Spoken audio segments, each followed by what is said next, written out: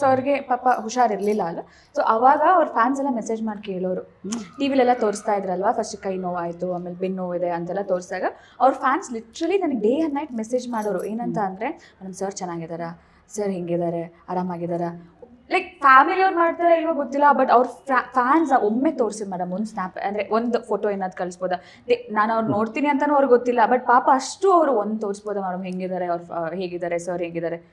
Literally day and night ನಂದು like DMs full ಆಗ್ತಿತ್ತು ಈ ಥರ ಮೆಸೇಜಸ್ಸಿಂದ. ಸೊ ಸರ್ನ ಹಾಗೆ ನೋಡಿದಾಗ ಇಟ್ ವಾಸ್ ತುಂಬ ಕಷ್ಟ ಆಗ್ತಿತ್ತು ನಮಗೆ.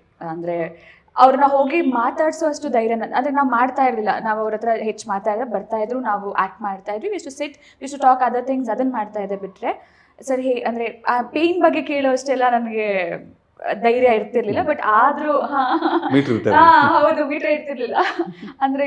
ಬಟ್ ಅವ್ರನ್ನ ನೋಡಿದ ತಕ್ಷಣ ಎಷ್ಟೋ ಸರ್ತಿ ನನ್ನ ಹತ್ರ ಹೋಗಿ ಕೇಳ್ತಾ ಇದ್ದೆ, ಪಕ್ಕದಲ್ಲಿ ನಿಂತಾಗ, ಸರ್ ತುಂಬ ನೋಡ್ತಿದ್ಯಾ, ಸರ್ ಕೂರ್ಬೇಕಾ, ಸರ್ ಚೇರ್ ಹತ್ಬೇಕಾ. ಅಂದರೆ ಅವ್ರಿಗೆ ಆಕ್ವರ್ಡ್ ಫೀಲ್ ಆಗೋದು, ನಾವು ತುಂಬ ಕೇರ್ ಮಾಡಿದ್ರೆ ಅವ್ರಿಗೆ ಏನಿಲ್ಲ, ನನ್ನ ಬಗ್ಗೆ ಟೆನ್ಷನ್ ಮಾಡಬೇಡಿ, ಆರಾಮಾಗಿ ಮಾಡಿ ಹಿಂಗೆ. ಅಂದರೆ ನಾವು ನೋಡ್ತಾ ಇರ್ತೀವಲ್ಲ ಮ್ಯಾಮ್, ಡೈಲಿ ಒಂದಿಷ್ಟು ಟ್ಯಾಬ್ಲೆಟ್ಸ್ ನುಂಗೋರು ಸೆಟ್ಟಿಗೆ ಬಂದು ಕೂರ್ತಾಯಿದ್ರು, ಒಂದಿಷ್ಟು ಟ್ಯಾಬ್ಲೆಟ್ ಹಾಕೊಳ್ಳೋರು ಪರ್ಫಾರ್ಮ್ ಮಾಡೋರು. ಇದೆಲ್ಲ ನೋಡಿದಾಗ ಇಟ್ ವಾಸ್ ಒಂಥರ ಈಗಲೂ ನೆನೆಸ್ಕೊಂಡಾಗ ಬೇಜಾರಾಗುತ್ತೆ ಅದನ್ನೆಲ್ಲ. ಯಾ